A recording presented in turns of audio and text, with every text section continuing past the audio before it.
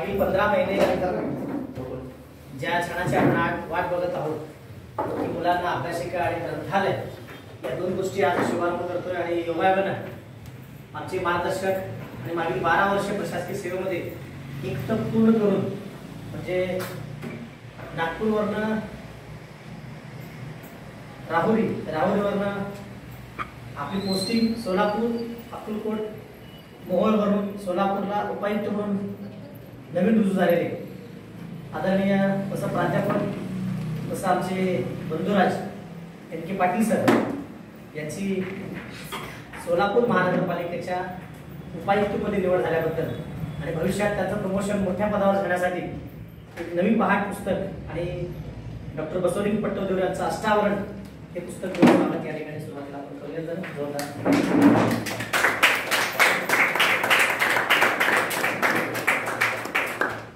त्याचबरोबर योगायोगानं आमचे ट्रेझरी ऑफिसरचे साहेब पण उपस्थित आहेत. वचन चिंतन हे पुस्तक देऊन आपण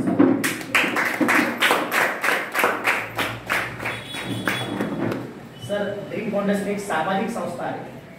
2005 ला मी UPSC तयारी करताना कॉलेजचं MA शिक्षण पूर्ण झाल्यानंतर भारताचे तत्कालीन राष्ट्रपती doctor APJ Abdul Kalam sir यांना भेटण्यासाठी सोलापूर ते दिल्ली सायकल प्रवास केला. नंतर दिल्लीत ते मला म्हणाले की व्हॉट इज युअर ड्रीम.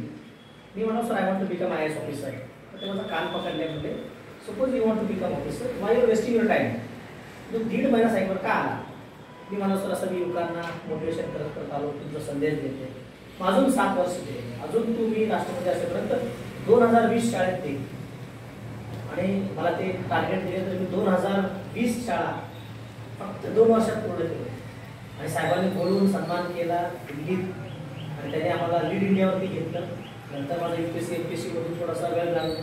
सामाजिक संस्था काढतो मी त्यामुळे कलाम फाउंडेशन काढतो नको म्हणतो ड्रीम माझं जे आहे ना त्यावर संस्था काढ. 2005 पासूनच आम्ही सामाजिक काम करतो. वर्षाला 1069 कार्यक्रम करतो.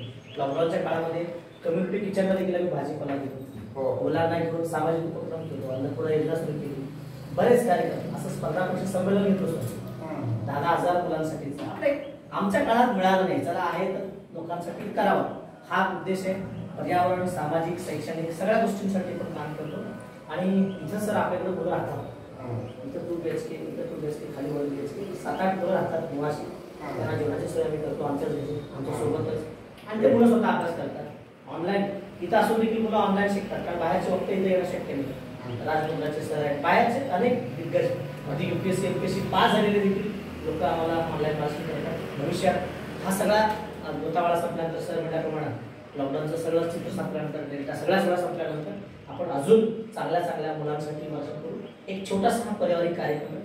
मी या कार्यक्रमात आलेल्या सर्वांचं मनोभाव स्वागत करतो. माझी मातोश्री गजराव भद्रुंगी असं उदाहरण सांगतो की त्यांना मराठी येत नाही सर मी काय शिकलो काही माहिती नाही. मी 7-8 वर्षांपूर्वी खोटं बोललो की मला नोकरी लागणार आहे पैसे पाहिजे कारण संस्था वगैरे करतो ना. तसे घाण ठेवून आईने वडिलांनी मला पैसे दिले होते आणि त्या काळात मी अकॅडमी काढली 7 रस्त्याला. त्यावेळेला 25,000 भाडा होती. आमचे आताचे खासदार साहेब वेळेला उद्घाटन केलं. नंतर त्यांनी सांगितलं त्यामुळे संस्थेत दिलं नाही. मी पण DED आहे BEd आहे MSW आहे पण नोकरी टाकताना 20-25 लाख लागतात. ते सोडून मी सामाजिक केलो. आज अनेक मुलांची स्वप्न आणि त्यांना गायडन्सचा हा उपक्रम होतो. आज या नवीन प्रकल्पाला आपण भेट दिला आणि आपलं मार्गदर्शन आपलं सहकार्य गोष्ट राहणारच आहे. मी गोडके साहेबांना शब्द देतो की सर आपण ही या माध्यमातून जी मुलं घडतील यांना आम्ही तर घडवतोच आहे आम्ही तर मार्गदर्शन करतो पण तुमच्याही माध्यमातून थोडंसं मार्गदर्शन मिळावं. आमच्या मातोश्रींची 2 बोटं गेली सर कशासाठी तर 25 पैसे पगार जास्त मिळतो. 3 किलोमीटर लांब जायचं चालू उसाच्या गुराळामध्ये ते आम्ही लहानपणी म्हणजे 25 पैशासाठी. आज सर सकाळी वॉकिंगला येतात आम्ही तर माझ्या पत्त्यावर शेत घेतो. सर पण सांगतात तण काढा हे काढा. आयुष्यात मुलांना शेतातलं तण काढणं जितकं महत्त्वाचं आहे तसं तुमच्यामधलं व्हायरस काढणं महत्त्वाचं आहे. निगेटिव्ह विचार काढणं महत्त्वाचं आहे. सर नेहमी अगदी उत्साहानं सकाळी करतात. अगदी अधिकारी म्हणून कुठला गर्व नाही आहे किंवा कसं कोणी अगदी गाडी आली गाडीवर चालत अगदी फ्रेंडली राहतात. हे सगळं गोष्टी शिकायची. अधिकारी बनणं म्हणजे नुसता अभ्यास नाही ते प्रोसेस आहे. सगळ्या गोष्टी याच गोष्टी आजच्या निमित्तानं आहे. मी सुरुवातीला बोलते सांगण्यात दिलं होतं 2 शब्द 2 शब्द शिकायचे 2 शब्द.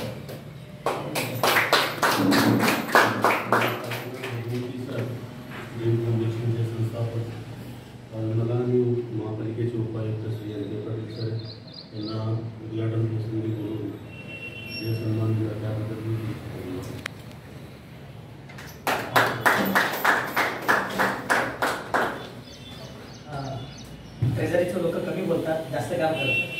त्यांच्या सहीशिवाय पैसेच नाही घेतले असं तर पहिल्यांदा आले त्याचं स्वागत. ज्यांची आपुलकीने आपण सगळे वाट बघत आहोत पाटील सर. पाटील सरांबद्दल काय बोलावं, अगदी घरगुती असल्यासारखं. ते भाजी काढले का, ते हे गोष्टी काढल्या का, इथंपासून ते अभ्यास केल्या का, नेहमी चर्चा आमची असते. मी अगदी बोर मारतानापासून विहीर खणतानापासून सर नेहमी आमच्या पाठीशी आहे. तिथेही सर आम्ही गुरुकुलचा प्रयत्न केला होता, पण काही गोष्टीमुळे तिथं थांबला बांधकाम. तर ठिकाणी हे सगळं कोविडचं काळ. तर भविष्यात मोठी स्वप्न आहेत, पण मोठी स्वप्न एकट्यानं साकारत नाही. एकटा माणूस 100 पाऊल गेला म्हणजे प्रगती मिळत नाही. तर 100 माणसांनी एकटं पाऊल टाकले. तर सोलापूर महानगरपालिकेच्या नंतर अनेक शाळा आहेत. तर पुण्यामध्ये सगळ्या शाळा आता अभ्यासिकेला पूर्वी दिले. आमची पहिल्यापासून मागणी, आम्ही कधीच पत्र दिलो पण आता आम्ही कधी आलो नाही, पण आपण आहात.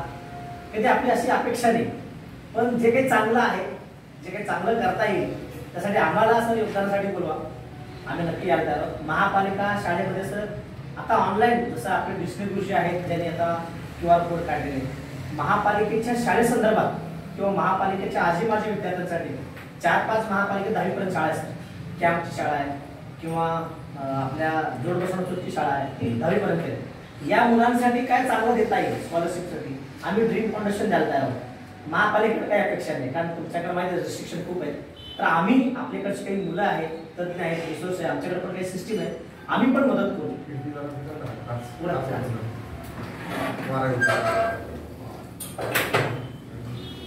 तर याही गोष्टी आम्ही महापालिकेकडे सांगणार करू. कारण बारामतीला असताना सर मी बारामतीच्या नगर परिषद शाळेमध्ये आम्ही अनेक उपक्रम घेतलो. मी यशस्वी होणार कार्यक्रम घेतला. त्याचा इम्पॅक्ट इतकं झाला. आज तिथं शिक्षण मुख्याधिकारी, विस्ताराधिकारी, शिक्षणाधिकारी माझे मित्र आहेत, बमणे सर म्हणून.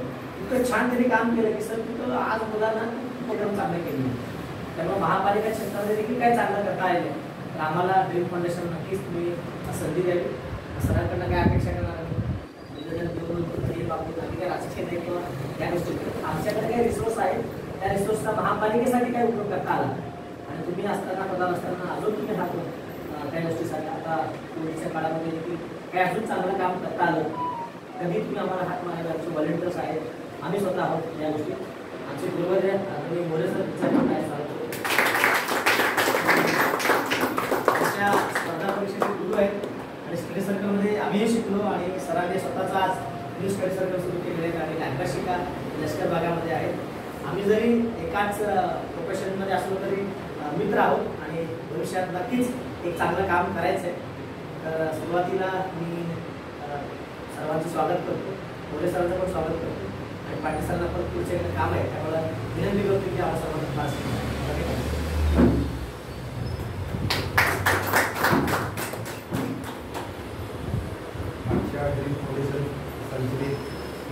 सर, मॅडम, मातोश्री, स्पर्धा परिस्थिती, भीष्माचार्य, मोरे सर, अप्पू गोडके, बरोबर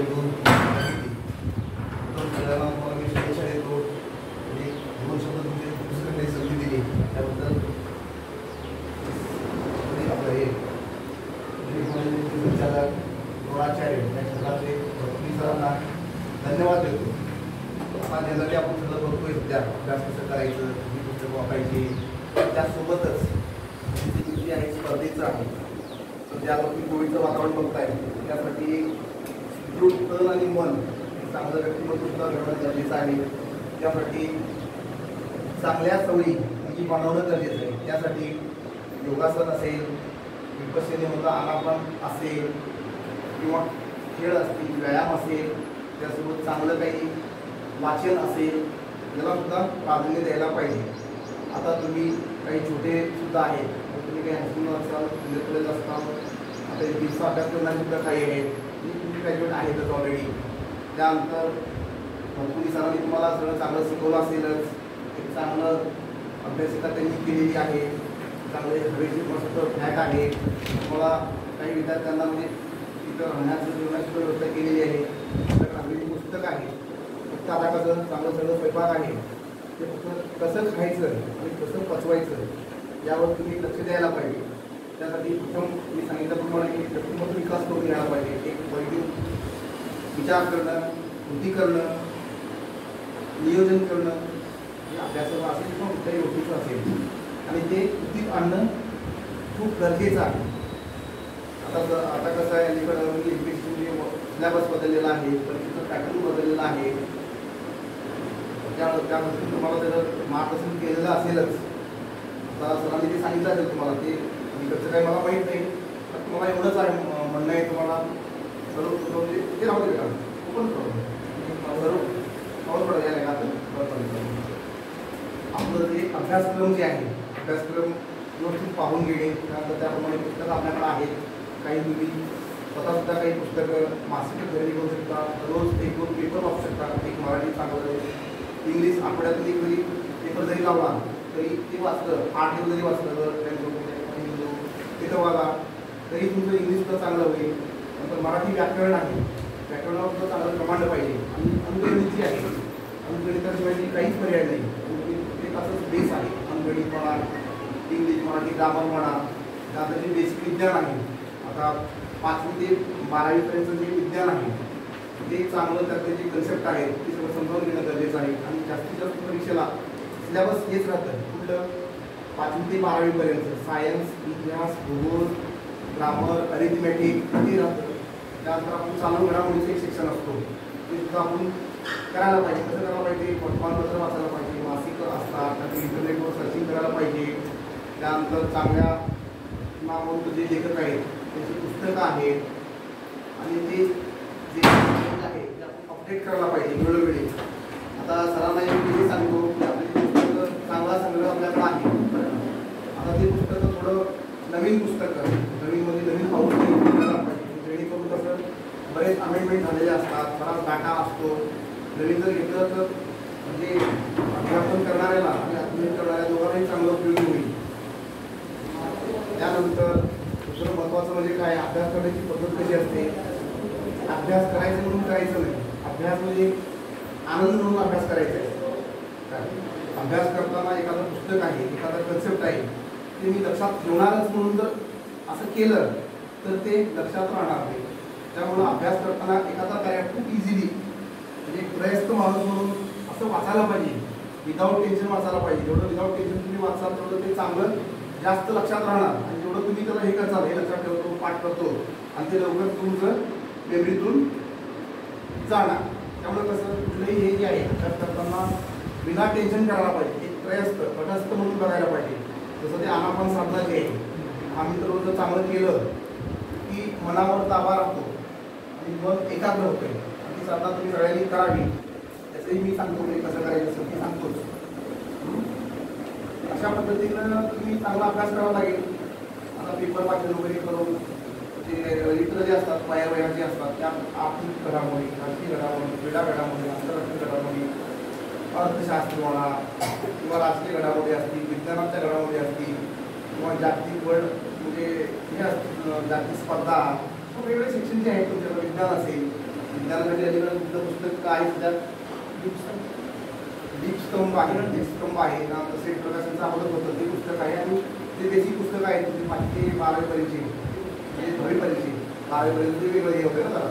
पण CBSE बोर्डाचे जर मिळाले तर चांगलं समृद्ध पुस्तक आहे ते. आपल्या बोर्डाचे जे काही वीक आहे बरोबर नाही असं मी म्हणत नाही, नाव ठेवत नाही, पण ते जे आहे ना आपण कव्हर केलेलं आहे. आणि ते सिलेबस MPSC पासून UPSC पर्यंत तेच आहे. नेटेड असेल, पोलीस असेल, तलाठी असेल, सगळ्या परीक्षेला उपयोगी आहे. त्यामुळं तुम्ही म्हणजे जे मागील परीक्षा झालेले आहे पेपर मिळवायचे, त्याचं ॲनालिसिस करायचं. ॲनालिसिस म्हणजे कसं की प्रश्न विचारण्याचा पॅटर्न कसा आहे ते बघायला पाहिजे. त्यानंतर वेळ लावून प्रश्नपत्रिका सोडवायचं, वेळ लावून बरं का. त्यानंतर ते तुमच्या सराकडून तपासून घ्यायचं, ॲनालिसिस करायचं, कुठल्या सेक्शनला मार्क कमी पडले किंवा फॉर एक्झाम्पल भूगोलला कमी पडत आहेत किंवा गणिताला कमी पडत आहेत, आणि त्यावर जोर द्यायचा आणि त्याचं क्लिअर करून घ्यायचं. आणि एखादा तुमचा स्ट्रॉंग विषय असतो त्या विषयामध्ये कसं त्यात अजून कसं प्रगती करता येईल, म्हणजे अवघड विषयाला कमी पडतात म्हणजे स्ट्रॉंग आहे ना, शॉर्ट ॲनालिसिस म्हणजे strength, weakness, opportunities and threats, म्हणजे कसं तुमचे स्ट्रॉंग पॉईंट काय आहेत ते एकदा ओळखायला पाहिजे आणि ते अजून मजबूत बनवायला पाहिजे. SWOT बरं का. त्यानंतर विकनेस काय आहे तुमचं, कुठला विषय तुमचा कच्चा आहे किंवा तुम्हाला अवघड वाटतं बरं का, ते कशा पद्धतीनं म्हणजे विदाऊट टेन्शन वाचन करून, रिव्हिजन करून, नवनवीन म्हणजे त्यातलं नॉलेज मिळवून काय तज्ञांकडून शिकून ते आपण स्ट्रॉंग बनवू शकतो. ऑपॉर्च्युनिटीज काय असतात बाबा, संधी काय आहे तुम्हाला, त्याच्या पद्धतीनं चांगलं काही करता येईल, वाचन करता येईल, अभ्यास करता येईल, जास्त दूर मिळवता येईल हे बघायला पाहिजे. आणि त्यानंतर थ्रेट्स त्या दृष्टीने चांगले प्रयत्न करायला पाहिजे आणि त्या पद्धतीनं करावं लागेल. नंतर अंकगणित जे आहे पहिलीपासून ते 10वीपर्यंत जे आहे, पहिलीपासून म्हणतो मी काय 5वी मिळवत नाही, एकदम पहिली एकदम बेसिक वजाबाकी असेल, गुणाकार असेल, भागाकार असेल, पाढे असतील, त्यानंतर आता रिझोनिंग आहे, अरिथमेटिक आहे, काढकाम जे आहे बरंच आहे, बरंच काही आहे. त्याला सूत्र आहे, सूत्र लक्षात ठेवायला पाहिजे. पाढे तुमचे पाठ असायला पाहिजे, पाठ वेळेपर्यंत पडता येतात. नंतर रिझोनिंग म्हणजे काय पद्धत असली आहे. आता फॉर एक्झाम्पल म्हणजे ते ABCD जरी असलं त्याचा उलटा क्रम वड्या असतात, तुमचे असतात, तुम्हाला गॅप असतो, त्याच्यावर तुम्हाला माहितच आहे ते जनरली मी सांगत आहे. नंतर ते करायला पाहिजे. नंतर इंग्लिश ग्रामर चांगलं करायला पाहिजे आणि वाचनामध्ये सातत्य ठेवायला पाहिजे, पुस्तकं वाचायला पाहिजे. नंतर न्यूज वाचायला पाहिजे, RBIचं बुलेटिन आहे, विज्ञान मासिक असतं ते वाचायला पाहिजे आणि रजिस्टरमध्ये जे पॉईंट करून घ्यायला पाहिजे आणि रिव्हिजन करायला पाहिजे. म्हणजे हे होईल, म्हणजे अभ्यासाला म्हणजे चालना मिळेल आणि परीक्षेमध्ये परीक्षा निकालना प्रिलिम असेल, मेन्स असेल, वेळेचं नियोजन जे आहे ते खूप महत्त्वाचं आहे. किती मार्क आहे तर किती तास आहे, प्रत्येक क्वेश्चनला म्हणजे किती आपण वेळ देऊ शकतो हे सगळं बघायला पाहिजे. आणि बघून त्या पद्धतीनं रंगीत तालीम करायला पाहिजे बाहेरच, म्हणजे परीक्षेमध्ये गोंधळ होणार नाही. नंतर तुम्ही काही टायमाला गोंधळ होऊन नंबर पण चुकू शकतात आणि जर नेमकं जर चुकलं असेल उत्तर काय तुम्ही लिहिणार आहे, थोडा गोंधळ होत असतो. त्यामुळे कसं आणि सगळं कसं योगासन वगैरे जर केलं आपण मन स्ट्रॉंग बनतं आणि आपण सक्षम होतो आणि चांगलं वाचलेलं लक्षात राहतं. अशा पद्धतीनं तुम्ही सगळ्यांनी करा आणि सकारात्मक दृष्टिकोन ठेवायला पाहिजे. निगेटिव्ह वृत्ती जवळ येऊन द्यायला नको आहे. चालेल, या पद्धतीनं करा. आणि मी अभ्यास करते विश्वाचार्य गोळे साहेबांना विनंती करतो त्यांनी आपलं मनोगत व्यक्त करावं. सगळ्यांना चांगल्या शुभेच्छा आहेत माझ्याकडून. जय हिंद, जय महाराष्ट्र.